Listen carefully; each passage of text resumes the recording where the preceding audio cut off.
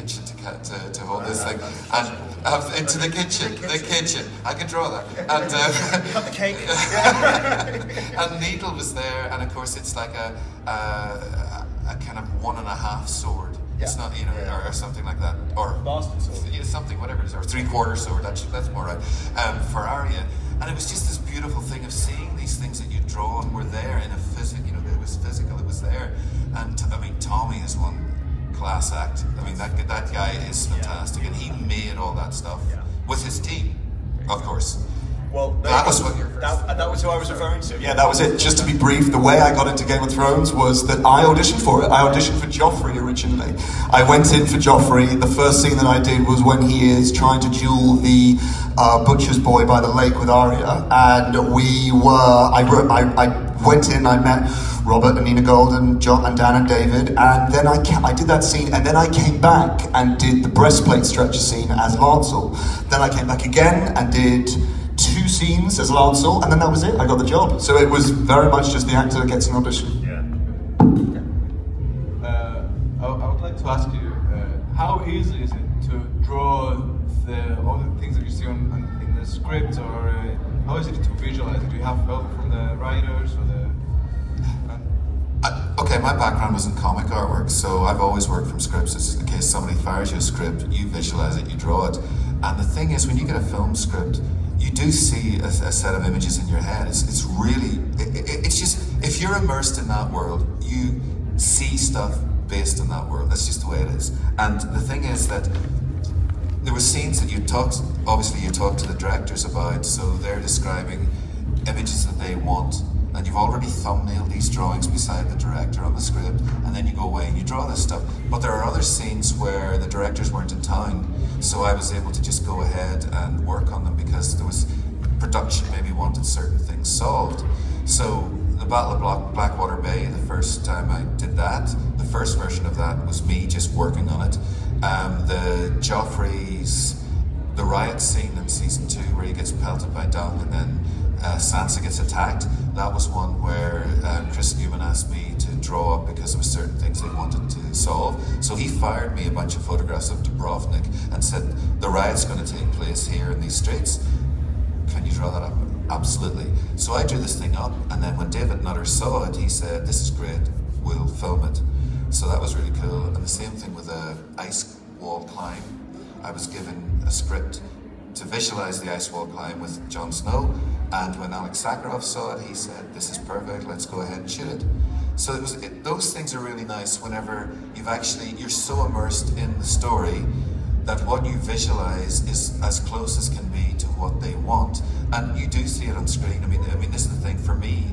I sometimes, once I've done it and I've left the show and I've gone off to do something else, and then you see it on television and it brings it all back and you realize I've actually drawn that. And I mean, you don't draw everything, but it's great when you see your scenes there and they are close to what you've drawn. That must be an amazing feeling. The amazing work that the makeup team have done, because they spend a lot of time on it, and I get a lot of people saying, is that animated, is that CGI, and it isn't at all. The scene that you see me arrive in at the end of season 2 was completely shot in a green screen studio at Shepperton Studios, so it was boiling hot, not freezing cold. So that was completely green screened, with the exception of me and the horse. Everything else is green screened, and there was some zombies around as well, the undead. Season 3 and then season 4 were both shot on location in Northern Ireland. Season 4, we had a big green screen behind us so that they could impose a really dynamic landscape. But the ice that you see in season 4, when you first see the Night King appear, I put the baby down on the ice and I walk away and he picks it up. That's all ice. That was actual ice, which was weird because they were really worried about it all melting, and I thought, why didn't you make it out of plastic? But yeah, they brought in all this ice. Even Michelle McLaren was like, why didn't they just make it out of Perspex? But I was like, don't ask. They really went to town on the ice. Don't bring them to because it's all melting very fast. But yeah, it was, a lot of what we see. But a lot of the time, what we do is shoot a lot of options for the White Walker, because you only have me for 3 days, and those suits and that makeup, when you take it off, it's destroyed. You have to wear a new one every day. So you have to get what you need in the time that I'm there, because otherwise it's going to cost you a lot of money to come back and revisit it. So we shot like, for just those 2-minute scenes that you see, would take 3 to 4 days to shoot, because we wanted to shoot a lot of options for them to choose. So it was fascinating for me to go, oh wow, they chose that, and that. Interesting, but they didn't choose the other thing that took me an hour and a half to do with the horse. No. I didn't actually quite understand the question. How much of our stuff do we see? Did you say? How much of our stuff? From what I'm sure that what you experience on set is way different than to what the result looks like. Yeah, I mean, it's surprisingly not quite as different as you think, because Game of Thrones is so epic. Like, when you come and do a battle scene, it's a battle scene. It's CGI is only used really to, I think, give a kind of sense of perspective on the horizon, like going further and further back, you know. They have dozens of horses and men on horseback that really do ride at you with as Dothraki, and you know, there are in the Battle of Blackwater, you know, they're in season 2, there are 200 extras running at you as Baratheons, and there are 100 extras running down the hill as Lannisters, and they all have choreographed fights. They have been preparing this stuff for days. It is intense, and they know what they're doing. And there are people on the walls. So, you know, the thing is, we don't really need too much imagination. I mean, I think where most of the stuff that is really, really CGI'd is the dragons. Like when you see Amelia or Kit on these dragons or near them, it's these large rigged dummies, you know, really enormous things. But other than that, as far as people are concerned, it's pretty as authentic as you can really make it, which is astonishing, thinking of the scale of it. Oh, it's so helpful, and I mean the atmosphere is a person. The atmosphere is like a personality. It's like a kind of endless source of ammunition and energy. It really fuels you so much. And it's very unifying, you know, the whole production becomes really driven, because it's all so real, and so exciting. It's, so for that, it's not that different, really, to what you see.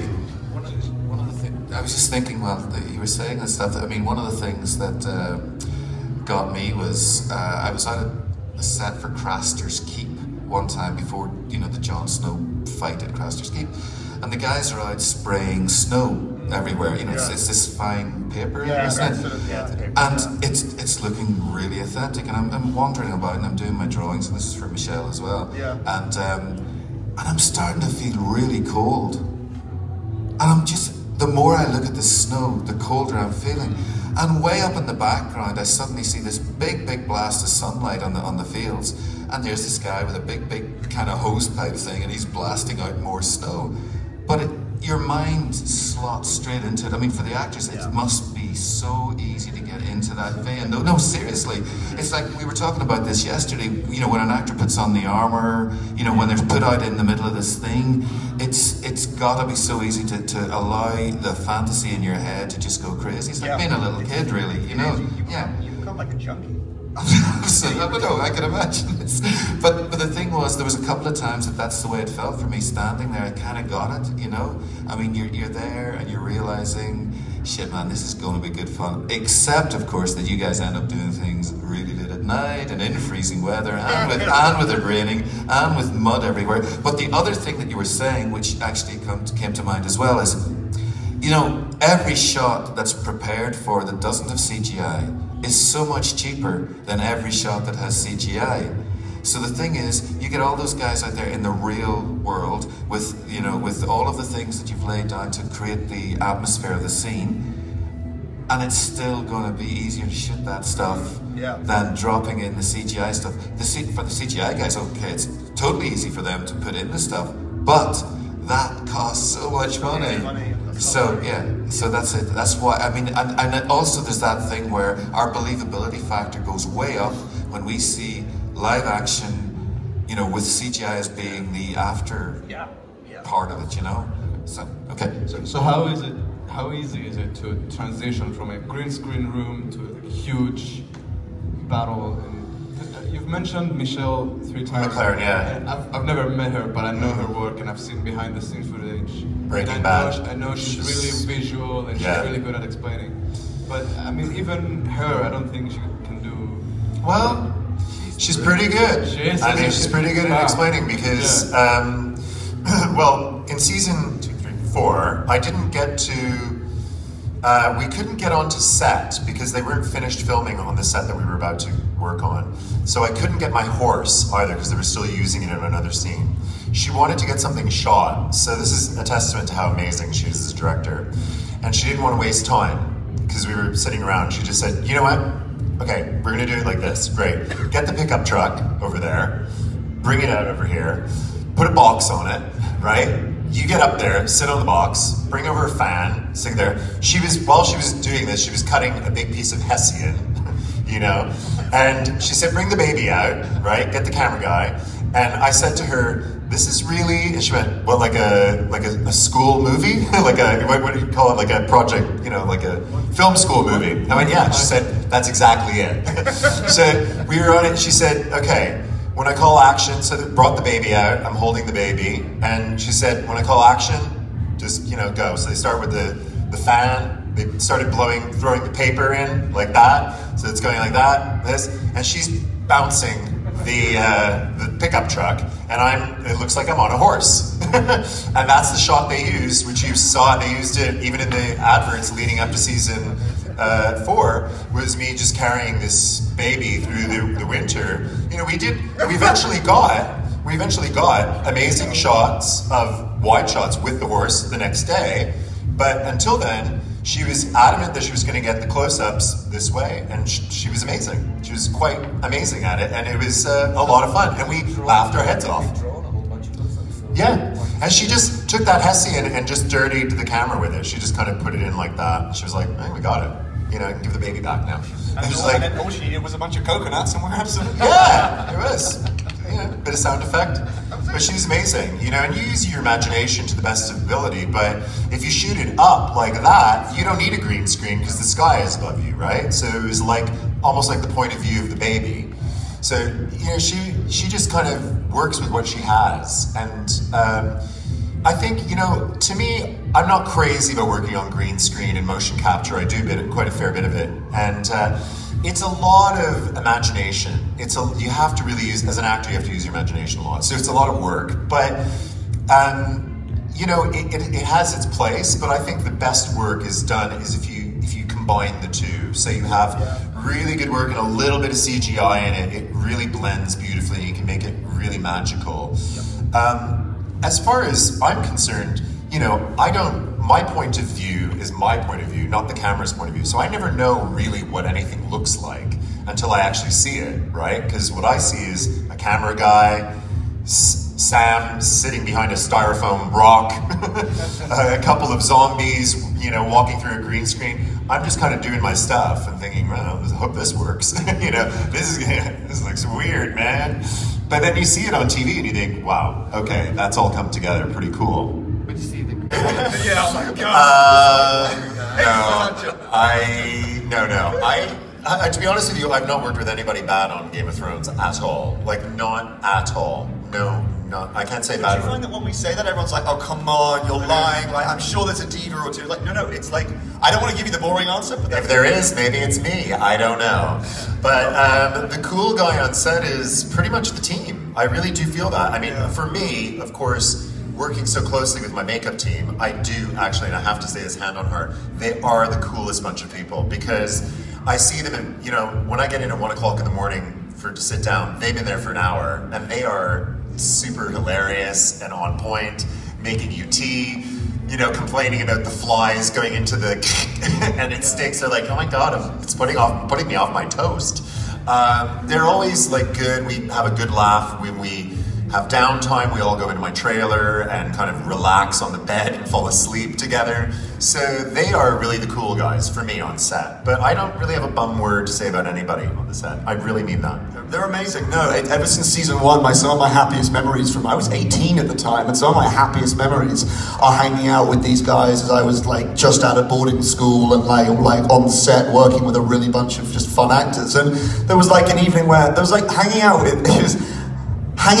with like Mark Addy and Sean Bean when they were like I think one of the first scenes I did, not the first scene, but one of the first scenes I did is the breastplate stretcher scene in during the jousting tournament.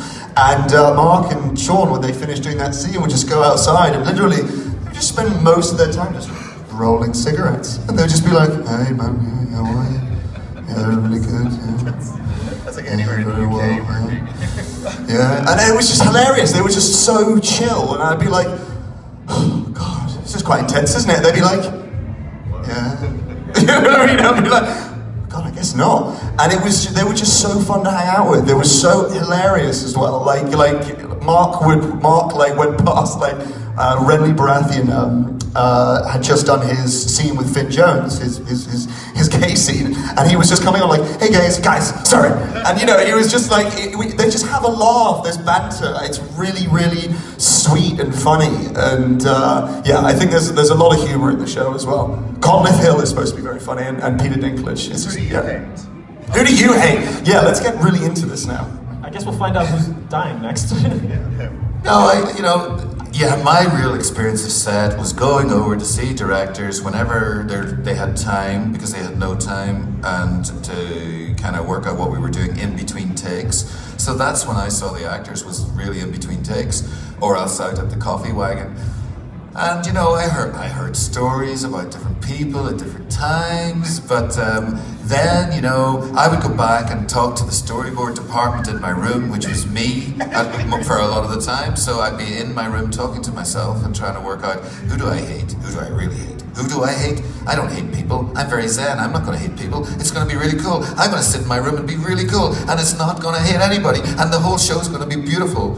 And that's kind of what it was. I mean, the thing is, I got this chance to watch people doing amazing work, and you know, that kind of for me is like the magical thing of filmmaking. Yeah, there's people that are probably going to irritate the hell out of each other, and there's people that are going to be interesting characters, but it's brilliant. I mean, it's like the best experience, really, isn't it? Yeah. I think we're all kind of really, like, to my opinion, we're all really childish. So like when we're on set, we're all so childish. Like we're on set, like again, the Battle of Blackwater comes up, and like day 3 of Battle of Blackwater, and Peter Dinklage, Jack Gleason, Joffrey, and myself, we're all in this like box, this massive metal like kind of ship container box that is our green room, and we were like, God, it's 4 o'clock in the morning, we've been shooting all night, and then suddenly like Peter just gets out his phone and he's like, "Hey guys, you want to see something funny?" And he goes on YouTube and he shows us this honey badger video of like this like really camp voice talking about the honey badger, and Jack and I are just, we're like 4 o'clock in the morning, we're all just wetting ourselves hearing this guy going, "The honey badger is one of the most aggressive mammals that roams the African savannah," and we're just, it's 4 o'clock in the morning and we're doing like a battle scene and we're covered in blood and it's raining and I'm cold, but we're just wetting ourselves laughing at this ridiculous video.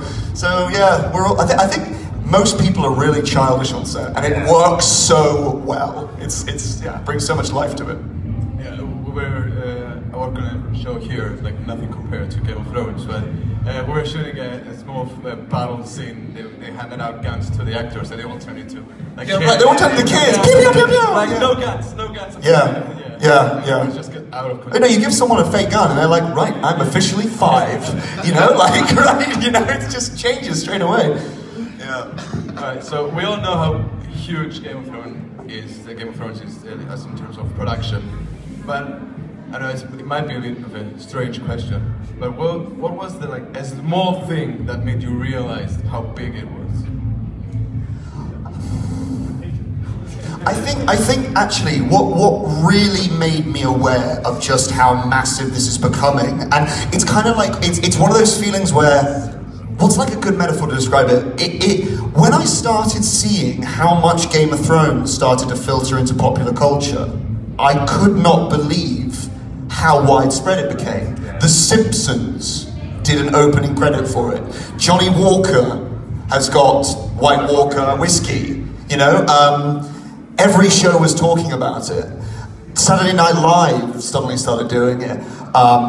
You know, like, anytime someone said, "Hold the door," someone was screaming out with a kind of epic voice. Everything started to adopt it into its kind of popular humoristic culture because it was so infectious. So it was this feeling that there's this like insidious kind of, it was this psychological kind of thing where like, where is this going? Like, how big is this? You know, when you only see like the very tip of an iceberg, and you wonder where else is this going to pop up? And so that's when I knew, like, even now I'm like still like, geez, like all these actors who I adore, like, you know, I remember when I watched like an interview for The Hangover and Bradley Cooper and all these guys are talking about it. And Bradley Cooper was talking about how he had a new haircut, and then one of his, like Zach Galifianakis was like, or one of his the co-stars was like, yeah, it's very Game of Thronesy, and I was like, Jesus, he watches it, and this guy watches it, and Obama watches it, you know, and I was like, my God, Donald Trump watches and Donald Trump watches it. Yeah. God, The low point. God bless him, and yeah, it was just. Yeah. I would say that, like, as big as it is, I think the thing that was really blew me away was sitting in my local cafe having breakfast, and the people at the table next to me had just seen the end of season 2, and they were talking about me, the White Walker, entering, and the girl was just going, it was so horrifying. It was terrifying. It was awful. And I just thought, hey man, that's me. They're talking about it. It was me. Do you say it? No, Oh, of course no, not. no, No, I'm so not like that. I'm just like, I'm a low blow. I'm like, I'm going out. But that was cool, and also all the toys. Like suddenly all the memes and toys and every kind of meme possible for the White Walker and all the toys and all that. That kind of like was just like weird. Bringing out all this stuff. Yeah. I think my bit, apart from getting trips from HBO to go to places that I'd never been before, like Los Angeles and Bangkok. I mean, for me, it was like, well, that's pretty cool. But it was the Big Bang Theory. You know, it's like you say about the different programs. I mean, I was sitting watching the Big Bang Theory, as I did, and the guys are in the comic shop arguing over a Game of Thrones sword. And I'm going, they're arguing over a Game of Thrones sword? Wait a minute, I designed a whole bunch of swords. Is this one of my swords? They're arguing over my sword on the Big Bang Theory. Oh my God, we have really cross-pollinated, and this is incredible. And then it was turning up in detective stories where people were mentioning Game of Thrones. It is worldwide phenomenon stuff, and it's bloody bizarre. You know, because you go to your day job, you know, you go and work, you draw your pictures, these guys act, and you do your bit, you get, you know, paid off at the end, and they tell you, thank you for your service. And you get the letter. That's it. Yeah, and you go, absolutely. And you go, okay, right, I can go to my coffee shops now every day like I used to do. and you wait it for next year. But Big Bang Theory for me was the moment. That was kind of it. You just realized, you know, because the Big Bang Theory was such a big show as well. So, you know, when that happens, that's kind of weird. So how do you approach smaller productions now? In what mindset do you? I want my White Walker costume. Latte! I love doing small projects. I'm producing a short film at the moment, a play that I was in last year, a Romanian piece. I'll do anything. I did Sharknado 5 Global Swarming, so you know.